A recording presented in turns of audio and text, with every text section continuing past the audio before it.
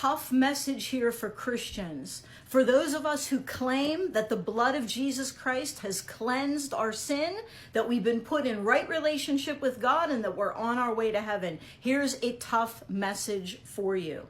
I want to talk about the judgment seat of Christ. The Apostle Paul speaks of this in 2 Corinthians chapter 5, verse 10, and he's speaking to Christians. He clearly is talking to people who walk by faith and not by sight. And here's what he says. He says, we must all appear before the judgment seat of Christ, so that each one may receive what is due us for the things done in the body, whether good or evil. Now, this is not the great white throne judgment of the book of Revelation. That's for unbelievers. This is the judgment seat of Christ for Christians. Paul says we will all stand before it, and we will answer for the moments of our lives, for the money that we had in our lives, for the passion, for the activities, for the things that we did in our lives.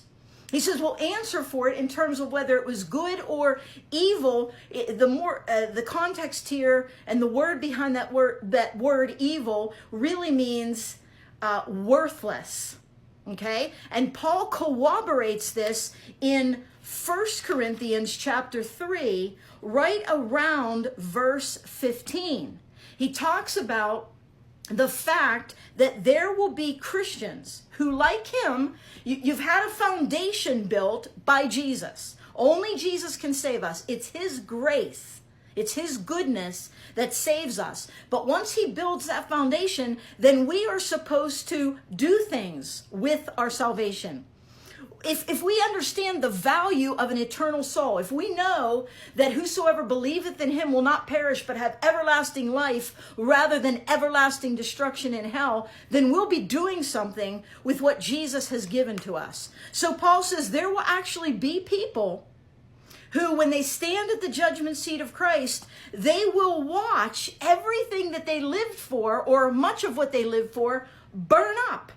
He says this. He says, when you stand there, if your works are burned up, the builder will suffer loss, but yet will be saved, even though only as one escaping through the flames. So you could stand at the judgment seat of Christ and watch most of your life go up in flames. Didn't matter, didn't mean anything in terms of eternity. You'll still be saved.